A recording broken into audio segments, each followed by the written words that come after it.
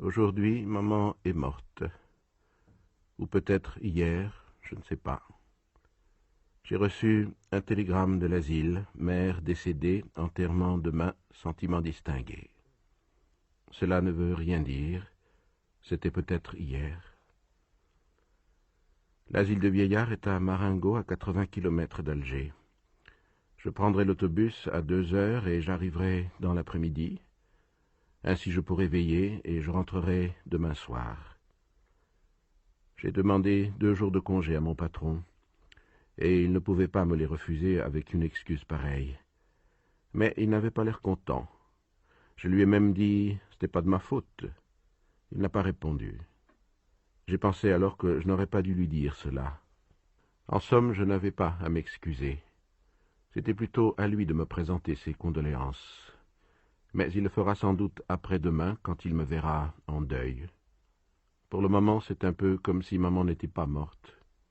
Après l'enterrement, au contraire, ce sera une affaire classée, et tout aura revêtu une allure plus officielle. J'ai pris l'autobus à 2 heures. Il faisait très chaud. J'ai mangé au restaurant chez Céleste, comme d'habitude. Ils avaient tous beaucoup de peine pour moi, et Céleste m'a dit « On n'a qu'une mère ». Quand je suis parti, ils m'ont accompagné à la porte. J'étais un peu étourdi parce qu'il a fallu que je monte chez Emmanuel pour lui emprunter une cravate noire et un brassard. Il a perdu son oncle il y a quelques mois. J'ai couru pour ne pas manquer le départ. Cette hâte, cette course, c'est à cause de tout cela sans doute, ajouté au chaos, à l'odeur d'essence, à la réverbération de la route et du ciel, que je me suis assoupi. J'ai dormi pendant presque tout le trajet. Et quand je me suis réveillé, j'étais tassé contre un militaire qui m'a souri et qui m'a demandé si je venais de loin. J'ai dit oui, pour n'avoir plus à parler. L'asile est à 2 kilomètres du village. J'ai fait le chemin à pied. J'ai voulu voir maman tout de suite. Mais le concierge m'a dit qu'il fallait que je rencontre le directeur. Comme il était occupé, j'ai attendu un peu. Pendant tout ce temps, le concierge a parlé, et ensuite j'ai vu le directeur. Il m'a reçu dans son bureau. C'est un petit vieux avec la Légion d'honneur. Il m'a regardé de ses yeux clairs. Puis il m'a serré la main qu'il a gardée si longtemps que je ne savais trop comment la retirer. Il a consulté un dossier, il m'a dit « Madame Meursault est entrée ici il y a 3 ans. Vous étiez son seul soutien. » J'ai cru qu'il me reprochait quelque chose, et j'ai commencé à lui expliquer, mais il m'a interrompu. « Vous n'avez pas à vous justifier, mon cher enfant. J'ai lu le dossier de votre mère. Vous ne pouviez subvenir à ses besoins. Il lui fallait une garde. Vos salaires sont modestes, et tout compte fait, elle était plus heureuse ici. » J'ai dit « Oui, monsieur le directeur. » Et il a ajouté « Vous savez, elle avait des amis, des gens de son âge.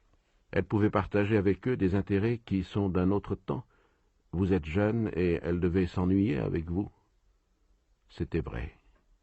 Quand elle était à la maison, maman passait son temps à me suivre des yeux en silence. Dans les premiers jours où elle était à l'asile, elle pleurait souvent, mais c'était à cause de l'habitude. Au bout de quelques mois, elle aurait pleuré si on l'avait retirée de l'asile, toujours à cause de l'habitude. C'est un peu pour cela que, dans la dernière année, je n'y suis presque plus allé. Et aussi parce que cela me prenait mon dimanche, sans compter l'effort pour aller à l'autobus, prendre des tickets et faire 2 heures de route. Le directeur m'a encore parlé, mais je ne l'écoutais presque plus. Puis il m'a dit « Je suppose que vous voulez voir votre mère. » Je me suis levé sans rien dire, il m'a précédé vers la porte. Dans l'escalier, il m'a expliqué. Nous l'avons transportée dans notre petite morgue, pour ne pas impressionner les autres. Chaque fois qu'un pensionnaire meurt, les autres sont nerveux pendant 2 ou 3 jours, et ça rend le service difficile. Nous avons traversé une cour où il y avait beaucoup de vieillards, bavardant par petits groupes. Ils se taisaient quand nous passions, et derrière nous les conversations reprenaient. On aurait dit un jacassement assourdi de perruches. À la porte d'un petit bâtiment, le directeur m'a quitté. « Je vous laisse, monsieur Meursault. Je suis à votre disposition, dans mon bureau. En principe, l'enterrement est fixé à 10 heures du matin. Nous avons pensé que vous pourrez ainsi veiller la disparue.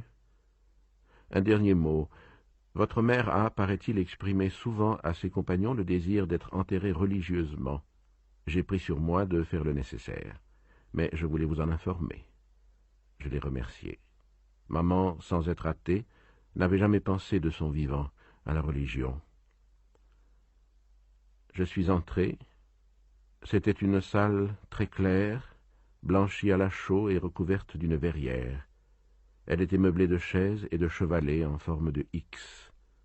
Deux d'entre eux, au centre, supportaient une bière recouverte de son couvercle.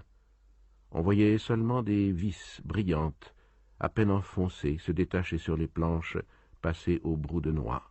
Près de la bière, il y avait une infirmière arabe en sarrau blanc, un foulard de couleur vive sur la tête. À ce moment, le concierge est entré derrière mon dos.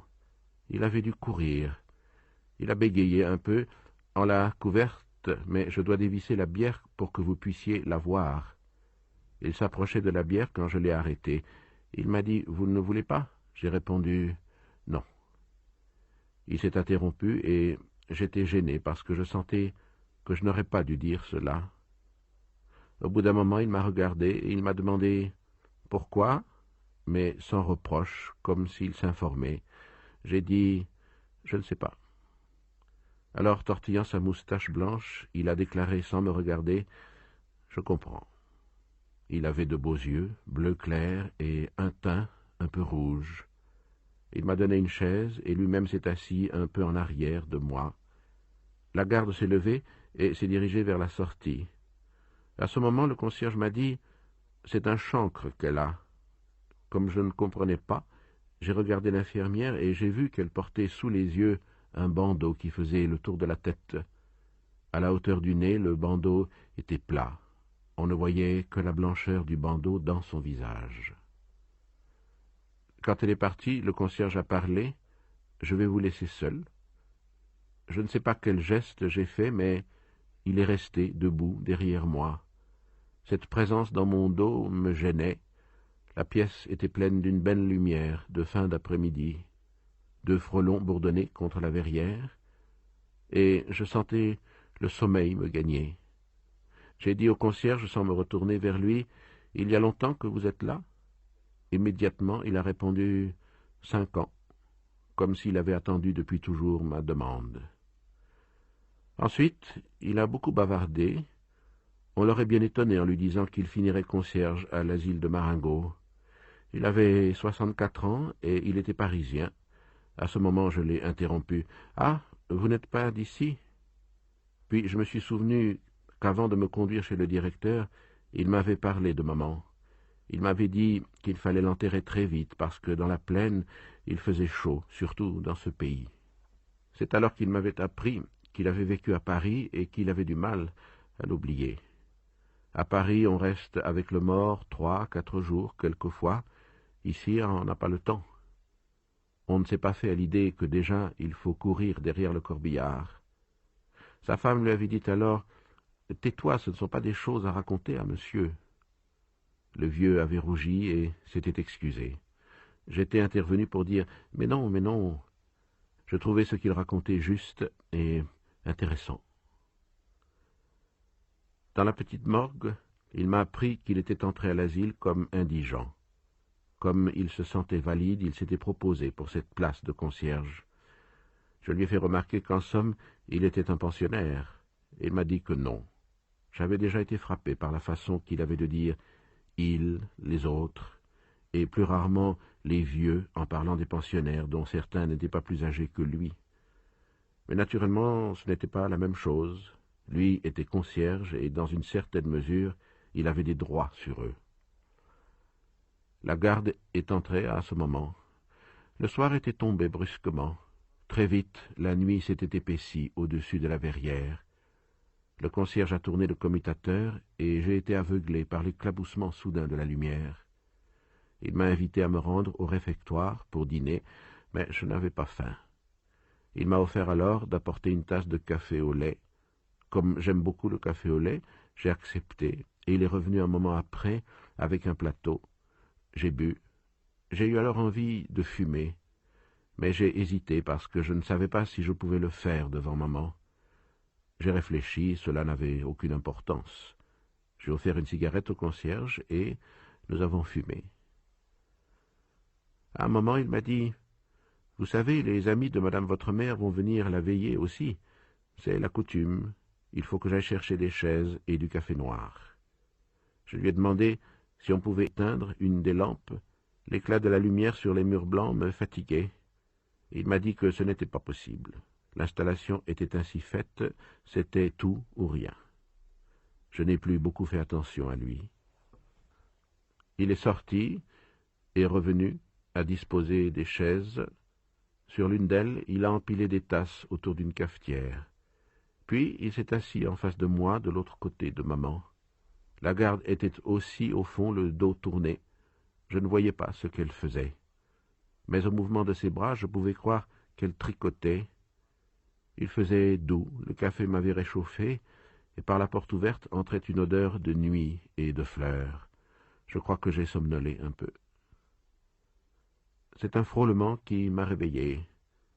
D'avoir fermé les yeux, la pièce m'a paru encore plus éclatante de blancheur. Devant moi, il n'y avait pas une ombre, et chaque objet, chaque angle, toutes les courbes se dessinaient avec une pureté blessante pour les yeux. C'est à ce moment que les amis de maman sont entrés. Ils étaient en tout une dizaine, et ils glissaient en silence dans cette lumière aveuglante. Ils se sont assis sans qu'aucune chaise grinçât. Je les voyais comme je n'avais jamais vu personne, et pas un détail de leur visage ou de leurs habits ne m'échappait. Pourtant, je ne les entendais pas, et j'avais peine à croire à leur réalité. Presque toutes les femmes portaient un tablier, et le cordon qui les serrait à la taille faisait encore ressortir leur ventre bombé.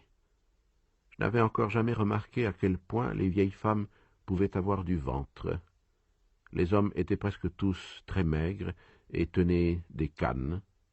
Ce qui me frappait dans leur visage, c'est que je ne voyais pas leurs yeux, mais seulement une lueur sans éclat au milieu d'un nid de rides. Lorsqu'ils se sont assis, la plupart m'ont regardé et ont hoché la tête avec gêne, les lèvres toutes mangées par leur bouche sans dents, sans que je puisse savoir s'ils me saluaient ou s'il s'agissait d'un tic. Je crois plutôt qu'ils me saluaient. C'est à ce moment que je me suis aperçu qu'ils étaient tous assis en face de moi, à dos dodelinés de la tête autour du concierge. J'ai eu un moment l'impression ridicule qu'ils étaient là pour me juger. Peu après, une des femmes s'est mise à pleurer. Elle était au second rang, cachée par une de ses compagnes, et je la voyais mal. Elle pleurait à petits cris, régulièrement. Il me semblait qu'elle ne s'arrêterait jamais. Les autres avaient l'air de ne pas l'entendre. Ils étaient affaissés, mornes et silencieux. Ils regardaient la bière, ou leur canne, ou n'importe quoi, mais ils ne regardaient que cela. La femme pleurait toujours.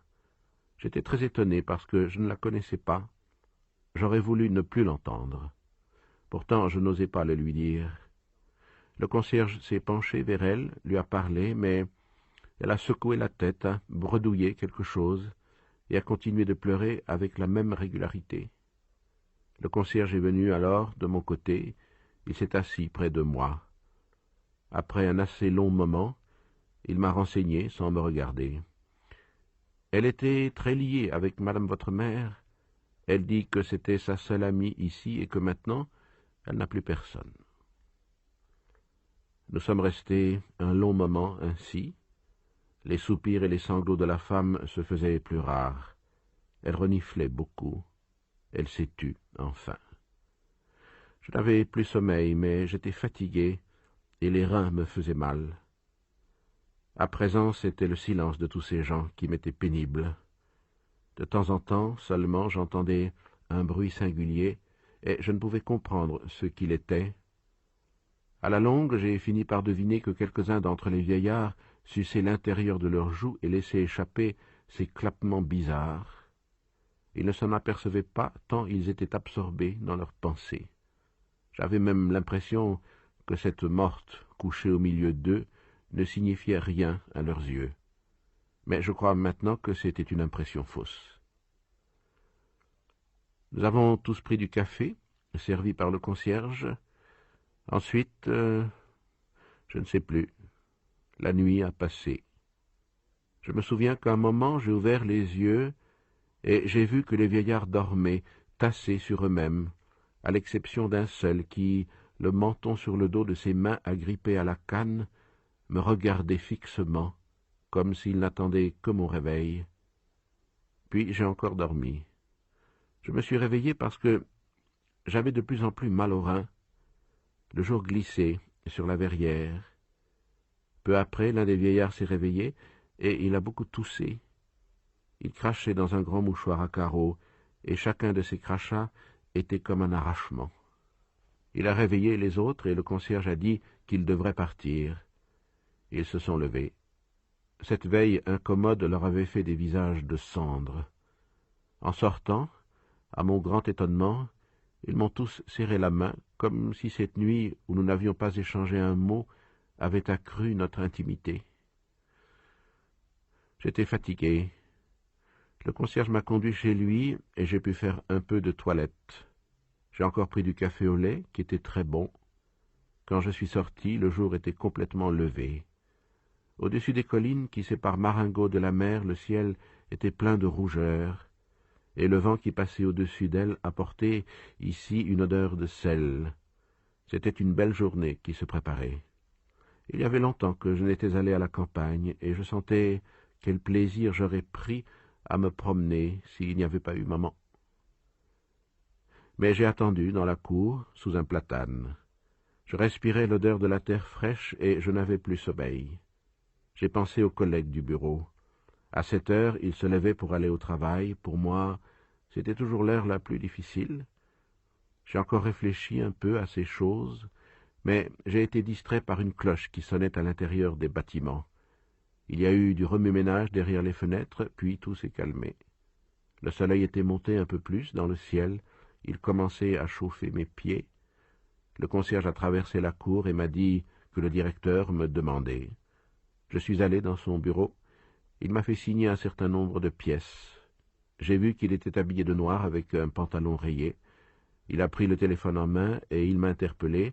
« Les employés des pompes funèbres sont là depuis un moment. Je vais leur demander de venir fermer la bière.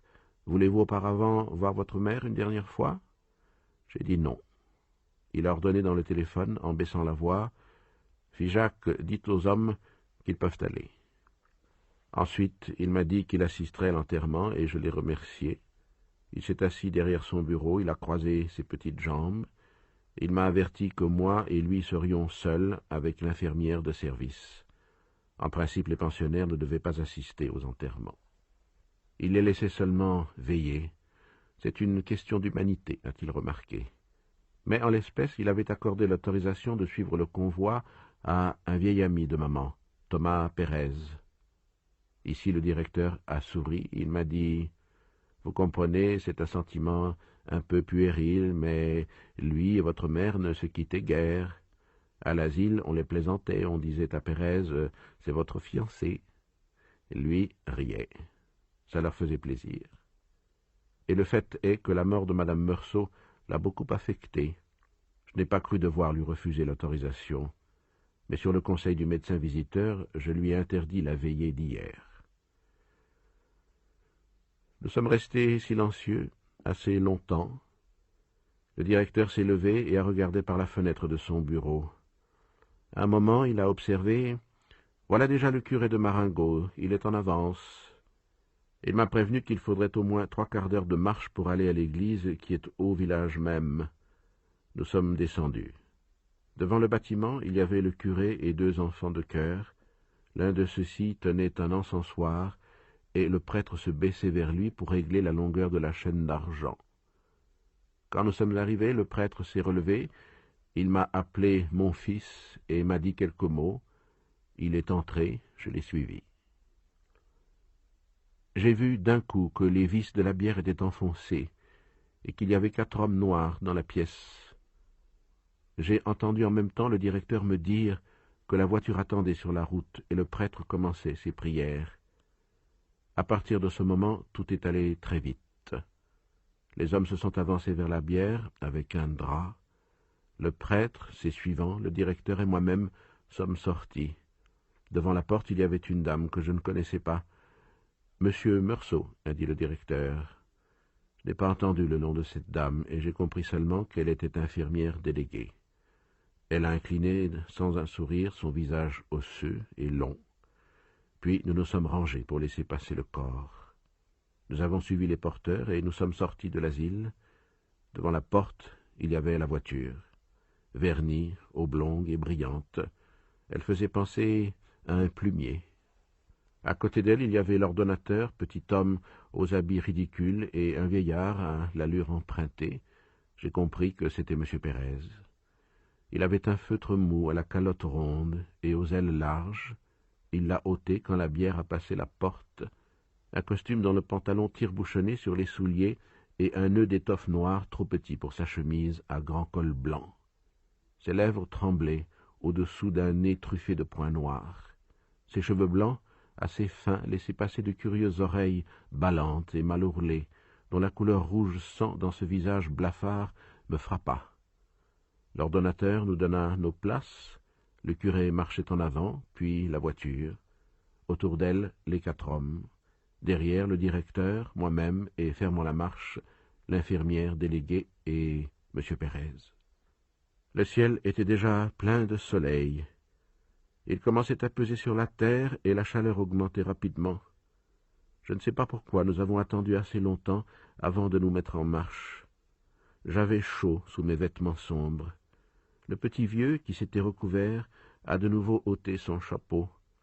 Je m'étais un peu tourné de son côté, et je le regardais lorsque le directeur m'a parlé de lui. Il m'a dit que souvent ma mère et M. Pérez allaient se promener le soir jusqu'au village, accompagnés d'une infirmière. Je regardais la campagne autour de moi, à travers les lignes de cyprès qui menaient aux collines près du ciel, cette terre rousse et verte, ces maisons rares et bien dessinées. Je comprenais maman. Le soir, dans ce pays, devait être comme une trêve mélancolique. Aujourd'hui, le soleil débordant qui faisait tressaillir le paysage le rendait inhumain et déprimant. Nous nous sommes mis en marche. C'est à ce moment que je me suis aperçu que Pérez claudiquait légèrement. La voiture, peu à peu, prenait de la vitesse, et le vieillard perdait du terrain. L'un des hommes qui entourait la voiture s'était laissé dépasser aussi et marchait maintenant à mon niveau. J'étais surpris de la rapidité avec laquelle le soleil montait dans le ciel. Je me suis aperçu qu'il y avait déjà longtemps que la campagne bourdonnait du chant des insectes et de crépitements d'herbes. La sueur coulait sur mes joues. Comme je n'avais pas de chapeau, je m'éventais avec mon mouchoir. L'employé des pompes funèbres m'a dit alors quelque chose que je n'ai pas entendu. En même temps, il s'essuyait le crâne avec un mouchoir qu'il tenait dans sa main gauche, la main droite soulevant le bord de sa casquette. Je lui ai dit « Comment ?» Il a répété en montrant le ciel « Ça tape ?» J'ai dit « Oui ». Un peu après, il m'a demandé « C'est votre mère qui est là ?» J'ai encore dit « Oui ». Elle était vieille ? J'ai répondu comme ça, parce que je ne savais pas le chiffre exact. Ensuite, il s'est tu. Je me suis retourné et j'ai vu le vieux Pérez à une 50aine de mètres derrière nous. Il se hâtait en balançant son feutre à bout de bras. J'ai regardé aussi le directeur. Il marchait avec beaucoup de dignité, sans un geste inutile. Quelques gouttes de sueur perlaient sur son front, mais il ne les essuyait pas. Il me semblait que le convoi marchait un peu plus vite. Autour de moi, c'était toujours la même campagne lumineuse, gorgée de soleil. L'éclat du ciel était insoutenable. À un moment donné, nous sommes passés sur une partie de la route qui avait été récemment refaite. Le soleil avait fait éclater le goudron. Les pieds y enfonçaient et laissaient ouverte sa pulpe brillante. Au-dessus de la voiture, le chapeau du cocher en cuir bouilli semblait avoir été pétri dans cette boue noire. J'étais un peu perdu entre le ciel bleu et blanc et la monotonie de ses couleurs, noir gluant du goudron ouvert, noir terne des habits, noir laqué de la voiture. Tout cela, le soleil, l'odeur de cuir et de crottin de la voiture, celle du vernis et celle de l'encens, la fatigue d'une nuit d'insomnie me troublaient le regard et les idées. Je me suis retourné une fois de plus. Pérez m'apparut très loin, perdu dans une nuée de chaleur, puis je ne l'ai plus aperçu. Je l'ai cherché du regard et j'ai vu qu'il avait quitté la route et pris à travers champs. J'ai constaté aussi que devant moi la route tournait. J'ai compris que Pérez, qui connaissait le pays, coupait au plus court pour nous rattraper. Au tournant, il nous avait rejoints. Puis nous l'avons perdu. Il a repris encore à travers champs et comme cela plusieurs fois. Moi, je sentais le sang qui me battait aux tempes. Tout s'est passé ensuite avec tant de précipitation, de certitude et de naturel que je ne me souviens plus de rien. Une chose seulement. À l'entrée du village, l'infirmière déléguée m'a parlé. Elle avait une voix singulière qui n'allait pas avec son visage, une voix mélodieuse et tremblante. Elle m'a dit « Si on va doucement, on risque une insolation, mais si on va trop vite, on est en transpiration et dans l'église on attrape un chaud et froid. » Elle avait raison. Il n'y avait pas d'issue. J'ai encore gardé quelques images de cette journée. Par exemple, le visage de Pérez quand, pour la dernière fois, il nous a rejoints près du village. De grosses larmes d'énervement et de peine ruisselaient sur ses joues.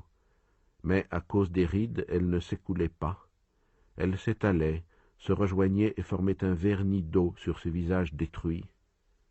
Il y a eu encore l'église et les villageois sur les trottoirs, les géraniums rouges sur les tombes du cimetière, l'évanouissement de Pérez, on eût dit un pantin disloqué, la terre couleur de sang qui roulait sur la bière de maman, la chair blanche des racines qui s'y mêlaient, encore du monde, des voix, le village, l'attente devant un café, l'incessant ronflement du moteur, et ma joie quand l'autobus est entré dans le nid de lumière d'Alger et que j'ai pensé que j'allais me coucher et dormir pendant 12 heures.